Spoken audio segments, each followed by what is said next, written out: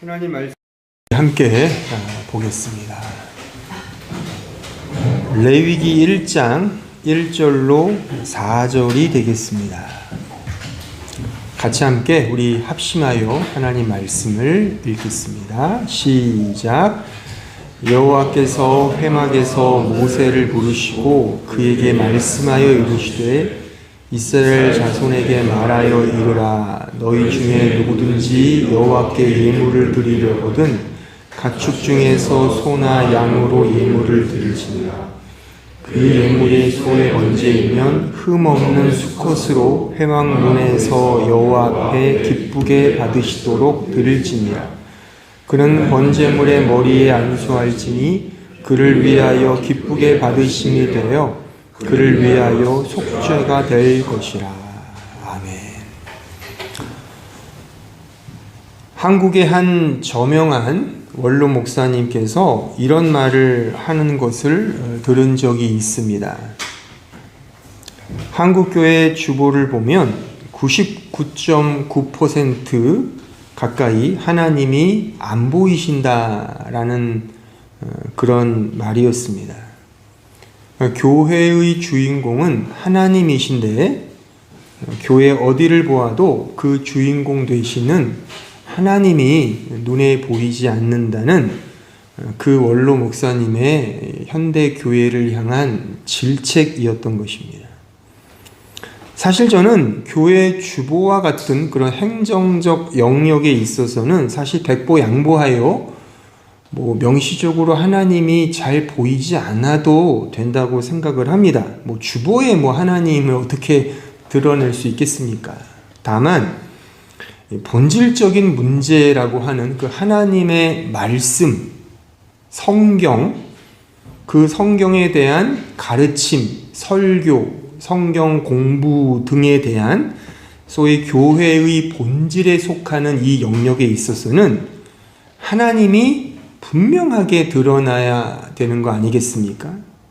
그럼에도 현대 교회는 이런 설교나 하나님의 말씀을 가르치는 성경 공부에 있어서 하나님이 많이 보이지 않는다는 현실을 저는 좀 지적하고 싶은 것입니다.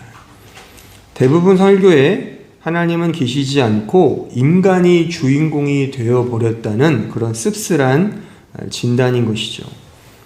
하나님이 우리를 위해서 무엇을 행하여 주셨는가 하는 그 은혜의 복음에 대해서는 관심이 없고 인간이 무엇을 행해야 한다는 식의 윤리와 도덕, 다시 말하면 인본주의와 율법주의, 합리주의와 실용주의가 대세가 되었다는 사실입니다. 그래서 기독교는 성공을 목표하는 종교 기업이 되어버렸고 자기 긍정의 심리 치료가 되어버렸으며 흥미와 재미, 기호와 취향을 책임지는 이런 엔터테인먼트 기획사가 되지 않았나 싶습니다. 이런 즈음에 우리는 성경을 통해 하나님을 더욱 분명히 알아야 하는 것입니다. 단순히 지식의 차원에서 정도가 아니라 그가 행하셨고 그가 이루시며 그가 모든 것들을 완성하신다는 이 은혜의 복음을 성경을 통해 거듭 확인하고 깨닫고 그 은혜의 복음만을 믿음으로 붙들어야 하는 것입니다. 이것이 기독교입니다. 세상 종교는 다 인간이 무엇을 행하여 구원을 얻는 그런 동선이지만 성경이 말하는 기독교는 하나님이 우리를 위해서 행하여 주시고 이루시며 완성하신다는 그 사랑의 역사, 역사, 일하심, 이것이 복음인 것입니다. 너무나 섣불리 하나님이 우리를 이렇게 사랑했고 이 사랑을 알았으니 이제 내 편에서 그 사랑에 대한 반응으로서 열심히 살자로 쉽게 가면 안 됩니다. 이것도 율법주의고 인본주의라 그겁니다. 성경은 우리가 행하는 그것조차도, 그 반응조차도 하나님의 전적인 은혜라고 하는 사실을 역설하고 있다 그겁니다. 그래서 남는 건 단 하나밖에 없는 겁니다. 전적인 하나님의 은혜, 그 사랑의 확증이 되시는 예수 그리스도와 그 십자가만을 자랑하는 것입니다. 이 은혜를 알면, 그래서 이 은혜 안에서 진정한 자유와 위로와 기쁨을 누리게 되는 것입니다. 우리가 무엇을 하고 하지 못해서 가지는 그 어떠한 죄책감이나 당위적 부담감이 기독교에는 없습니다. 기독교에는 없습니다. 못해도 괜찮고 안 해도 무방합니다. 그냥 주님의 십자가만을 꼭 붙들고 가면 되는 겁니다. 제가 종종 말하지만 북한의 기쁨조가 되는 게 아닙니다. 그게 신앙생활이 아닙니다. 그 김정은을 기쁘게 해드려, 권력자를 기쁘게 해드리는 거, 나보다 힘센 하나님을 기쁘게 해드리는 게 믿음 생활이 아닙니다. 오히려 이런 거예요. 손이 귀한 집안의 3대 독자로 어리광을 피울 수 있는 게 믿음 생활입니다. 땡깡을 부릴 수 있고 하나님 좀 주세요 막 협박도 할 수 있는 겁니다. 하나님께. 이게 우리 기독교만이 가지는 대단한 복인 겁니다. 이 말씀을 통해 하나하나 깨달으면 믿음 생활이 굉장히 복되고 자유롭고 위로가 되고 은혜가 된다 그겁니다. 지금 우리가 이것을 계속 확인하고 있는 차에 있습니다. 이걸 제가 강조하기 위해 연초부터 복음과 율법의 관계를 설명하고 있고, 바로 이 율법으로 우리에게 드러난 십계명을 지금까지 하나하나 매우 디테일하게, 제 계획과는 조금 더 장기화가 됐지만 디테일하게 하나하나 살피고 있고, 이제 또 다른 율법의 중요한 내용인 제사를 통해 이 진리를 확인하기 위해 오늘 우리가 모인 것입니다.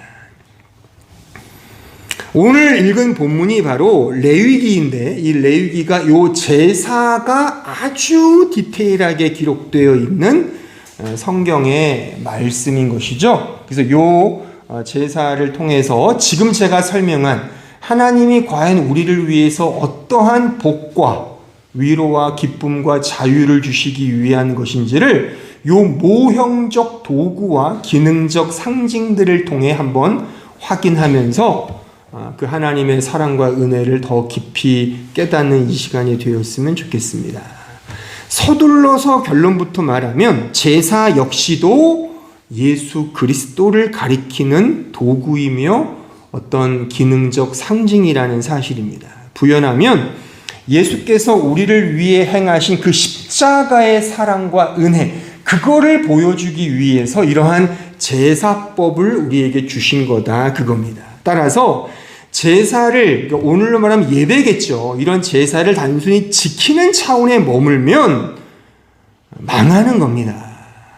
이걸 통해 예수님을 발견하고 확인하며 믿음으로 가면 그게 성공이다 그겁니다. 왜요? 이 제사는 은혜의 언약의 표징이기 때문에 그러합니다. 자, 이제 본론에 들어가서 이 제사에 대한 참 의미를 제가 하나하나 상고해 드리겠습니다. 이 레위기 말씀을 근거로 저는 두 분류로 나누어서 제사를 한번 설명하려고 합니다. 이 첫 번째 분류는 목적에 따른 분류고요. 두 번째 분류는 방법에 따른 분류입니다.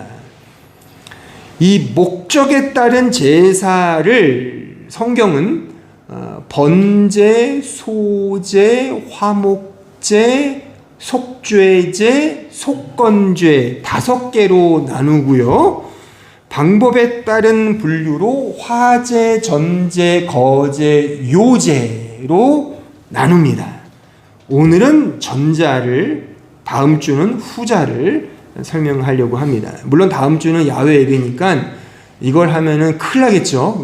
그 다다음 주 6월 첫째 주에 하려고 하고, 오늘은 이제 번제, 소제, 화목제, 속죄제, 속건제, 이 목적에 따라 분류된 5개, 이것을 소위 구약 5대 제사라 그러거든요. 이거를 하나하나 간략하게 생각해 보면서 이 안에 담겨져 있는 의미를 이제 추론하여 우리가 어떻게 하나님의 은혜를 누릴지를 제가 결론 부분에서 이제 강조하고자 합니다. 먼저 번제예요. 번제는 영어로 burnt offering이에요. burnt, 태우는 거죠. 그러니까는 짐승을 제단 위에 올려놓고 불로 태우는 제사입니다. 가장 많이 행해지는 제사법이거든요. 자, 대표적인 성경 구절을 읽어보면, 자, 레위기 1장 14절을 볼까요? 그 이하를 보시면, 만일 여호와께 드리는 예물이 새의 번제이면 산비둘기나 집비둘기 새끼로 예물을 드릴 것이요,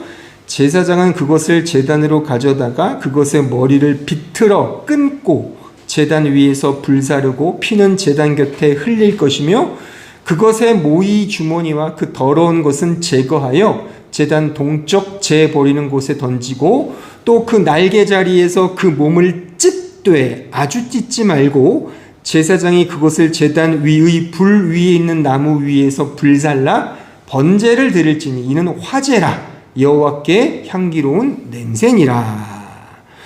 이 번제라고 된 이 단어의 히브리어가 올라예요. 이 올라란 단어의 그 뜻은 위로 온전히 올려지고 받쳐지며 드려진다라는 의미가 담겨져 있어요. 이렇게 올려지는 제물을 오늘 읽은 말씀에 의하면 이렇게 17절 찢긴다는 거죠. 그 제물을 찢는 거예요. 그리고 완전히 불살라 이제 화제로 올려드리는 거거든요. 또한 이 제물을 태우는 불 같은 경우는 항상 꺼지면 안 됩니다. 자, 레위기 6장 12절 이하를 보면, 제단 위의 불은 항상 피워 꺼지지 않게 할지니 제사장은 아침마다 나무를 그 위에서 태우고 번제물을 그 위에 버려놓고 화목제의 기름을 그 위에서 불사를 치며 불은 끊임이 없이 제단 위에 피워 꺼지지 않게 할지니라. 보세요. 요 제단의 불은 꺼지면 안 돼요. 그러니까 성경에서의 불이 상징하는 것은 하나님의 심판과 진노를 상징함과 동시에 하나님의 뜨거운 사랑과 자비와 은혜를 모형하는 단어입니다. 그러니까 전혀 다른 의미지만 불이라는 요 하나의 도구적 개념 속에서 하나님의 심판과 그의 뜨거운 사랑이 이렇게 내재되어 있는 형국을 표현할 때 하나님의 불이라고 설명을 한단 말입니다. 그도 그럴 것이, 보세요. 진정한 사랑은 그 부정적 의미 속에서 그 의미가 더욱 찬란히 드러나는 법이죠. 그렇죠? 그러니까 말하자면 보편적 사랑, 누구나 하는 사랑은 어떤 의미에서 진정한 사랑일 수 없죠. 만인의 사랑이 아닐 가능성이 큽니다. 왜요? 사랑은 유일성이기 때문이죠. 특별한 누군가를 향한 사랑이 진정한 참사랑이지, 모두를 향한 사랑. 아니, 사랑하는데 나는 누구나 다 사랑해. 너도 사랑하고 쟤도 사랑하고 옆집 사는 순이도 사랑하고 저집 사는 철수도 사랑하고, 그건 사랑이 아니죠. 그런 의미에서 하나님은 그 사랑을 설명할 때 이런 불과 같은 하나님의 진노와 심판, 그 진노 속에서 피어나는 사랑이다, 그겁니다. 그래서 사랑은 매우 이기적이고 편협한 겁니다. 그런 의미에서. 이런 의미에서. 하나님의 심판 속에서 누구만을 특별하게 선택하는 사랑이, 그래서 성경이 말하는 아가페적 사랑인 것입니다. 이런 측면에서 이 번제는 하나님의 사랑과 진노가 함께 스며져 있는 제사죠. 자, 그러면 보세요. 하나님의 사랑과 그의 진노와 사랑, 이런 이중적인 전혀 다른 것이 하나로 모아져 있고, 그것의 가장 대표적인 내용과 근거는 어디에 있습니까? 십자가죠. 이 번제는 그래서 십자가를 모형하는 제사인 것입니다. 두 번째, 소제.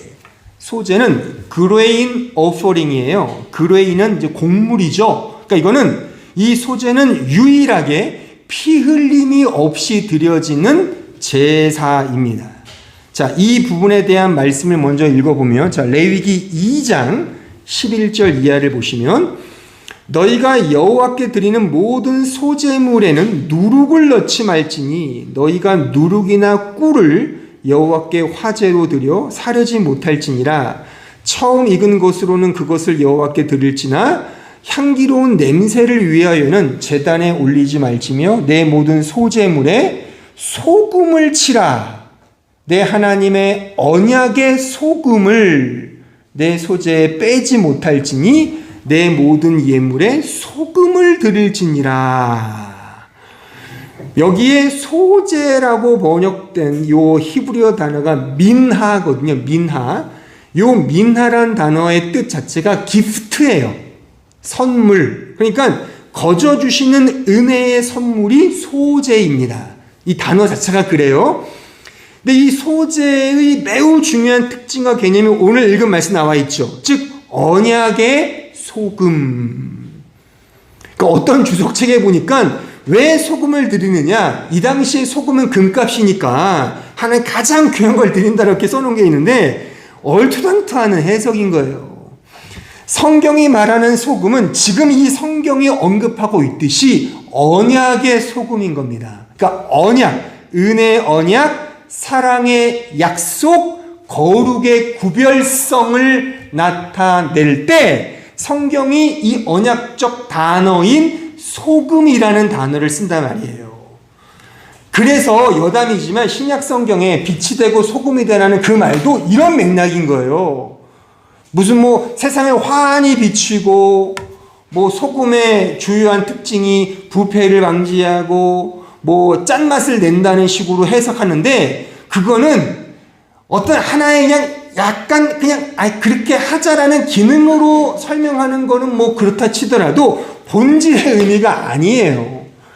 성경에서의 소금은 지금 언약, 하나님의 은혜 언약, 결국에 예수 그리스도의 십자가를 설명할 때 요 소금을 말하는, 그러니까 소금이 되라는 건 예수님의 복음이 되라는 말씀이지 이 세상에 짠맛을 내고 부패를 방지하는 그런 훌륭한 신자가 되자 그런 말 아닙니다. 언약의 당사자로서 하나님이 친히 언약의 제물로서 자신을 내어주시는, 그래서 소제의 제물로서 소금이 뿌려지는 이러한 예식이 소제이고 여기에서 반드시 이 제물 위에 나타나는 그 예수 그리스도의 복음이 서려 있다는 겁니다. 이 소금의 반대가 누룩이죠. 누룩은 뭐죠? 빵을 만들 때 쓰는 이스트, 그 효모 작용이잖아요. 누룩이 없으면 빵이 맛이 없죠. 누룩을 넣지 말라, 꿀을 넣지 말라. 이건 뭐예요? 세상적인 혼재, 어떤 섞임 이런 거예요. 이렇게 함께 하는 거, 세속적 욕망 이런 것들은 아닌 겁니다. 오직 복음, 예수 그리스도 그의 은혜에 그 소금을 뿌려서, 그래서 이 예식을 드리면서 구약 성도들은 먼 훗날 이 역사 속에 임재할 그 하나님의 성육신과 그 예수님의 십자가를 우리같이 분명하게 이해하지는 못했으나 하나님의 은혜의 계시로 분명히 알고 제사를 드렸다는 사실입니다. 이것이 소제예요. 소제에 기억할 것, 소금 언약, 은혜 언약 꼭 누룩이 아닙니다. 세상적, 인위적인, 인간이 뭔가 할 수 있다는 그거를 다 빼내는 게 소제인 것입니다. 세 번째, 화목제는 peace offering이에요. peace, 평화. 이것은 하나님과 화해된 자가 가지는 감사와 자유를 의미합니다. 자, 레위기 7장 15절 볼까요? 감사함으로 드리는 화목 제물의 고기는 드리는 그날에 먹을 것이요 조금이라도 이튿날 아침까지 두지 말 것이니라. 하나하나 다 제가 설명할 내용들이 있는데 시간 관계상 다는 설명 안 하고 핵심만 제가 설명해 드리는 거예요. 이 화목제의 히브리어는 제바흐 샬라밈이에요. 제바흐 샬라밈은 뜻 자체가 평화의 제사란 뜻입니다. 이 샬라밈이 자음 자체가 샬롬이에요. 샬롬의 그 밑에 모음만 바꾸면 샬라밈이 되거든요. 자음은 똑같아요. 자음은 어차피 성경에 없거든요, 원래. 나중에 후대에 그 맞소라 학자들이 그냥 편의상 붙여 넣은 기호, 발음 기호고 샬롬이에요. 우리가 잘 아는 그 샬롬, 평화의 제사. 따라서 이 화목제는 화해와 화평, 평화와 평강이 깃든 감사의 제사인 것입니다. 그리고 이 화목제에 드리는 화목제물이 결국 누구를 상징하는 겁니까? 바로 예수님을 상징한다 그겁니다. 자, 로마서 3장 25절 이하를 보세요. 이 예수를 하나님이 그의 피로써 믿음으로 말미암는 화목제물로 세우셨으니 이는 하나님께서 길이 참으시는 중에 전에 지은 죄를 간과하심으로 자기의 의로우심을 나타내려 하심이니 곧 이때에 자기의 의로우심을 나타내사 자기도 의로우시며 또한 예수 믿는 자를 의롭다 하려 하심이라. 보세요. 분명하죠. 이 화목제를 드리면서 우리와 당신을 화목케 하는 유일한 중보자 화목제물은 예수님입니다라고 하는 사실을 요 제물을 드리면서 구약 성도는 알게 되었고 우리 신약 성도들은 이게 예수님이구나를 우리는 분명히 알게 되는 것입니다. 네 번째 속죄제 sin offering이에요. 이것은 죄에 대한 속죄의 제사를 가리킵니다. 먼저 근거 구절을 읽어보면 레위기 4장 1절 보세요.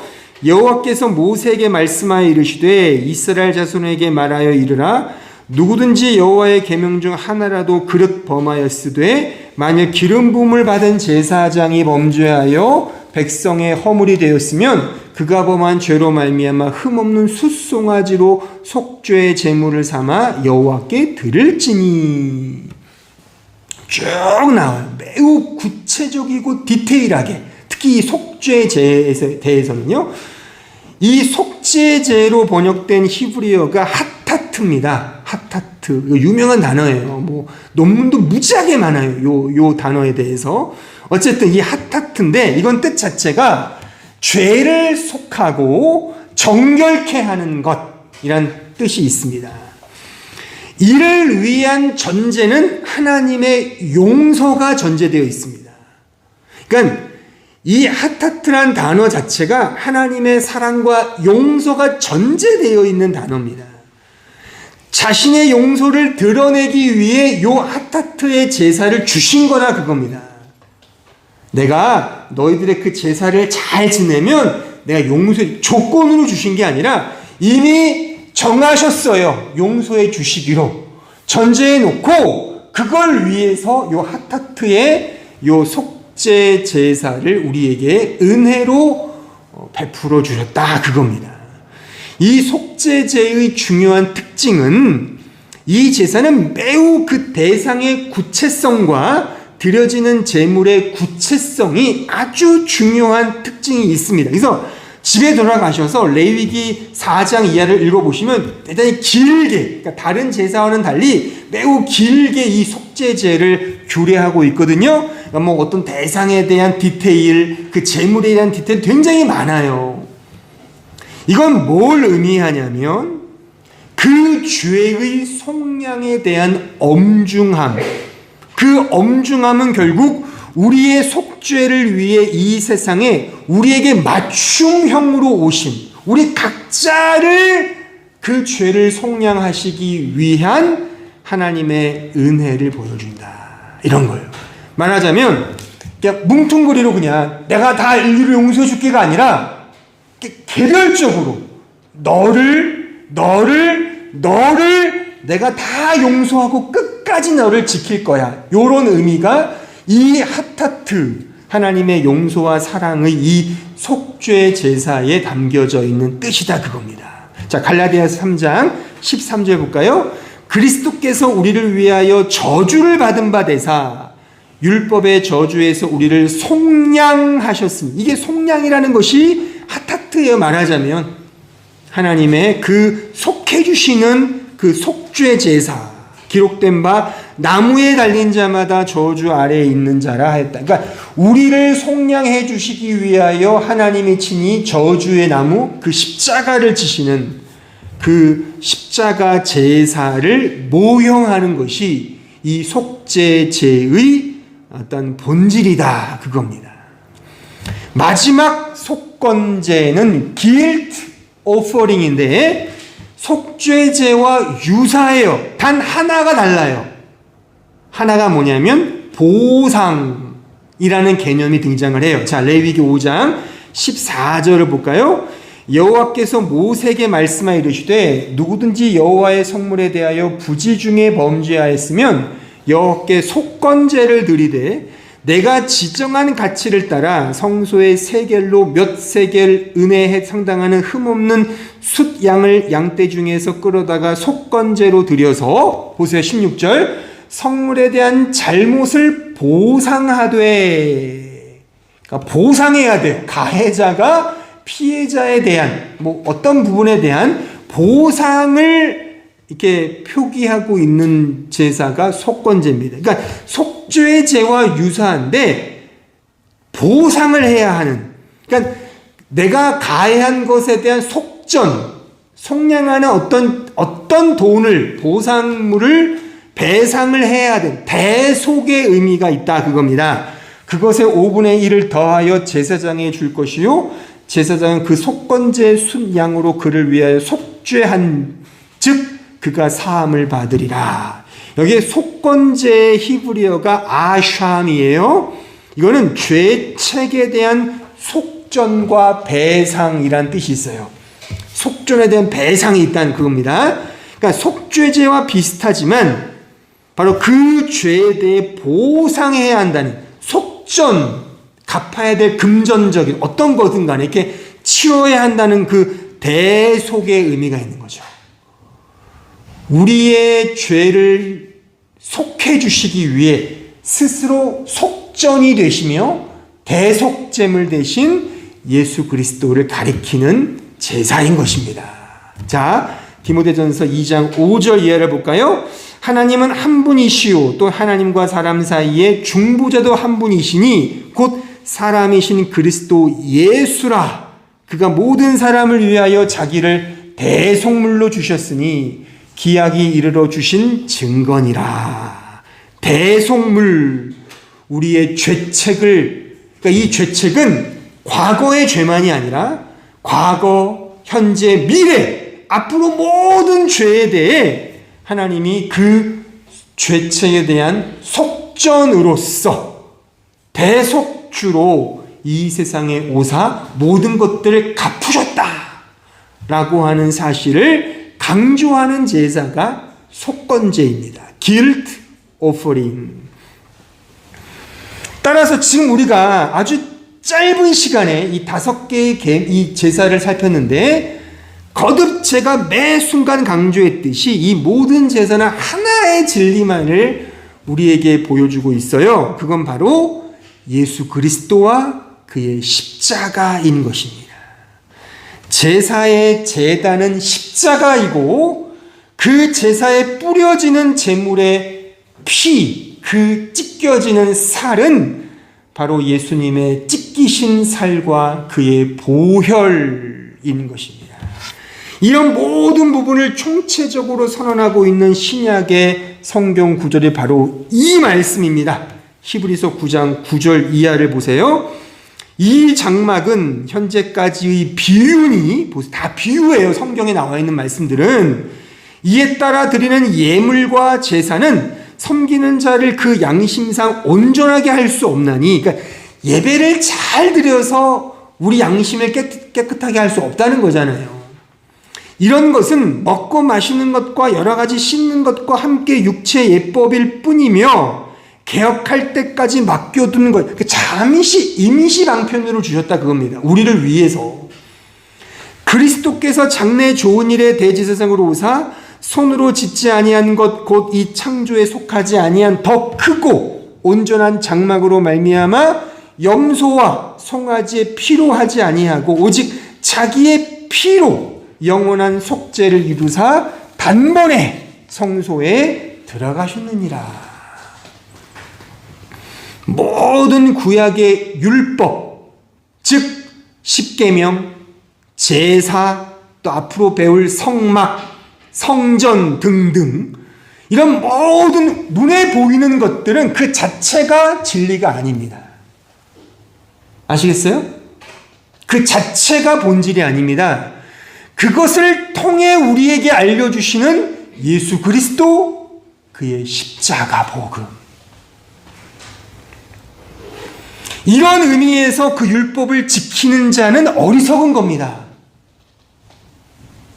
지키라고 주신 게 아니에요. 율법을 통해 by law, through law, 그 율법을 통해 그리스도를 알고 그를 믿음으로 바라보도록 하기 위해 주신 은혜의 도구이다. 그 말씀인 것입니다. 당시 성경 당시의 신자들이 그 율법을 통해 그래서 예수님께로 간 겁니다. 아브라함도 예수를 보고 기뻐한 거예요. 그래서 모든 시대에 예수님을 통해 구원을 받고 모든 것들은 다 예수님에게로 가게 하는 몽학선생, 나침판 하나의 도구들인 것입니다. 하지만 성경 시대의 대부분의 유대인들은 율법을 지키려고만 했죠. 망하는 거예요. 예수로 가지 않고. 그게 유대주의, 율법주의, 오늘로 말하면 인본주의, 합리주의, 실용주의 이런 거가 되는 거예요. 그럼 이제 우리는 어떻게 해야 합니까? 결론에 붙여서 설명해 드리면 지금 읽은 히브리서 9장 그 문맥의 흐름의 마지막에 히브리서 기자가 이렇게 우리 신약에 우리 거죠. 우리 이렇게 권면하고 있어요. 자, 히브리서 10장 19절 보세요. 그러므로 형제들아, 그러므로 한마음 성도 여러분, 이런 거예요. 우리가 예수의 피를 힘입어 성소에 들어갈 담력을 얻었나니 그 길은 우리를 위하여 휘장 가운데로 열어놓으신 새로운 살 길이요 휘장은 곧 그의 육체다. 어떻게 해야 하나? 결론. 당시 성도들도 그러했고 지금 우리에게도 동일한 딱 하나의 진리, 바로 예수 그리스도, 그를 힘입는 겁니다. 믿음으로만 주님을 의지하고 바라보며 신뢰하는 것입니다. 특히 이 구절에서 강조한 마지막 표현, 그리스도의 육체다. 그리스도의 육체를 강조해요. 제가 예전에 그 기독론 강의할 때 그 육체로 오신 하나님이라는 표현을 썼었죠. 그거예요. 육체로 오신 하나님. 왜 육체로 오신 하나님을 우리 교회사, 우리 2000년 교회사가 강조한 줄 아십니까? 아까 제가 설명한 뭉뚱그리로 그냥 나는 너의 구세주가 아니라 우리 각자에게 맞춰서 속죄하시고 속건제로 드려지시며 하나님이, 그러니까 우리에게 그 제사를 드리라고 하는 것이 아니라 어떻게 보면 이런 표현이 어떨지 모르지만 하나님이 짜고 치는 고스톱을 하신 거죠. 우리에게 이 은혜의 복을 주시기 위하여 성부께서 다 계획하시고 성자를 죽이신 거예요. 스스로 하나님이 하나님을 죽이신 겁니다. 이게 하나님의 사랑인 것입니다.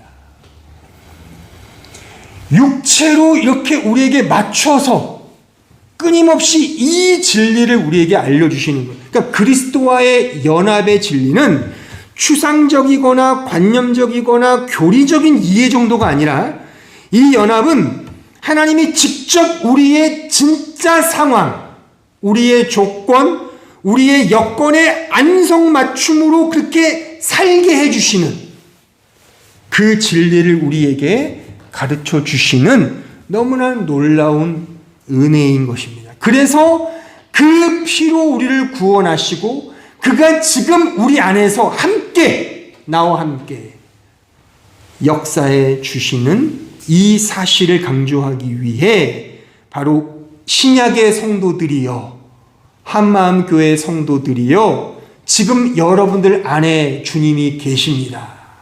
어떠한 조건과 여건과 상황이 어떠하든 그것은 중요한 게 아닙니다. 하나님이 육체로 이 땅에 오시고 나를 위해, 단 나 한 사람을 위해 그렇게 오셨다는 사실 속에 가지는 넉넉함을 누려라, 그겁니다. 그러므로 우리가 무슨 인생을 살고 어떤 삶을 살든 사실 상관이 없습니다. 중요한 건 내가 사는 것이 아니요 하나님이 나를 살게 하신다는 이 사실인 것입니다. 이 진리, 지금 제가 설명한 이 진리를 의지하는 것입니다. 아시겠습니까? 혹 여러분들의 인생이 잘 풀리지 않아서 괴로우십니까? 혹 사는 게 두려우십니까? 혹 겁이 나십니까? 혹 무섭습니까? 너무 인생이 망망대해의 그냥 일협편주처럼 너무 막연하고 그래서 떨리고 초조하여 걱정과 근심과 염려가 많으십니까? 예, 그래요. 인생은 그런 겁니다. 한 치 앞도 알지 못하는 게 우리의 인생 아닙니까? 그만큼 우리는 연약한 존재 아닙니까? 어제는 기뻤지만 오늘은 슬프고 내일은 두려운 것이 우리네 인생입니다. 시시각각, 아니 분초마다 바뀌는 우리의 마음, 우리의 상태, 조건, 여건, 그런 거 아닙니까? 자식을 키우다 보면 더 많이 걱정과 염려 투성이죠. 나이가 들면 이제 노후 대책은 어떻게 해야 되지? 점점 몸이 쇠약해지면 옛날 같지 않아요. 옛날에 감기가 걸려도 하루 이틀이면 그냥 나았는데 이제는 일주일 꼬박 가야 돼요. 그만큼 내성도 떨어지고 면역력도 떨어지는 우리의 육체를 보면서 야, 진짜 이 인생이 참 힘들구나라는 생각을 갖게 되는 게 우리 모든 인간들의 삶의 어떤 실제 아닙니까? 그러나 하지만 두려워할 필요가 없다, 그겁니다. 염려할 필요가 없다, 그겁니다. 이거 갑자기 저도 모르게 겁낼 필요가 없다, 그겁니다. 왜요? 우리 주님이 계시기 때문입니다. 믿으십니까? 성경은 말씀합니다. 수고하고 무거운 짐진 자들아 다 내게로 오라. 내가 너희를 편히 쉬게 하리라.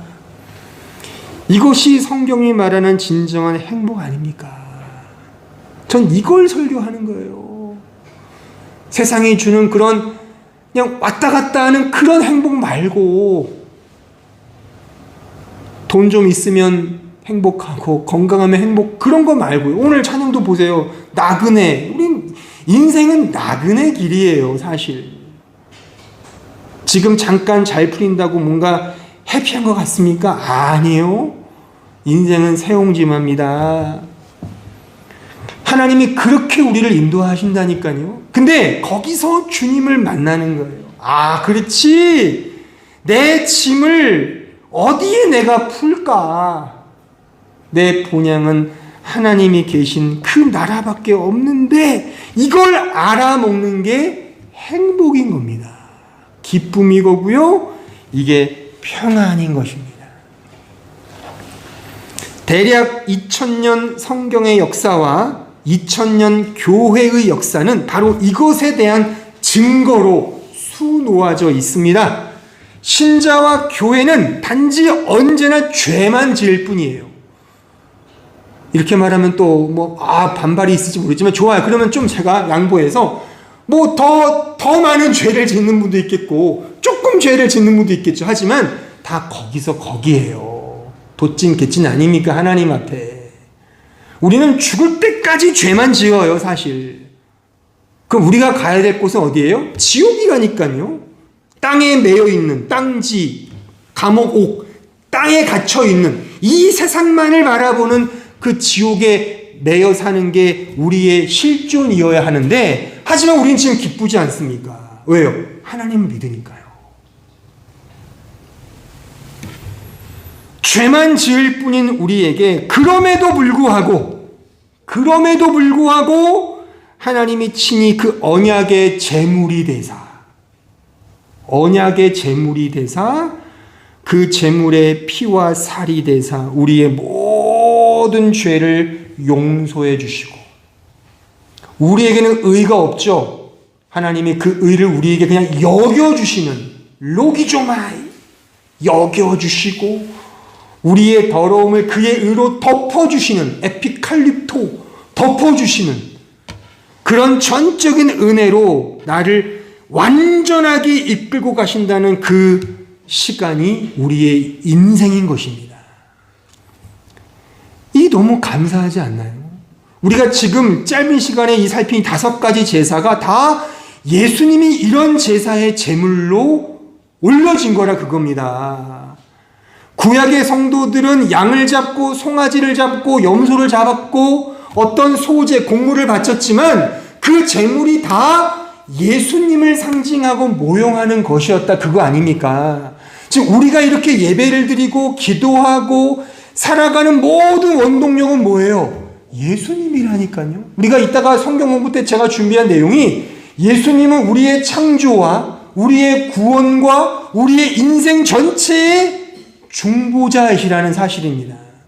그분이 없으면 우리는 지금 이 시간 살 수 없는 존재인 거예요. 마치 공기와 산소와 물과 이런 기타 이 나투어 자연이 없으면 우리는 죽는 것, 시체에 방불한 것처럼 우리를 살게 하는 것은 예수님인 것입니다.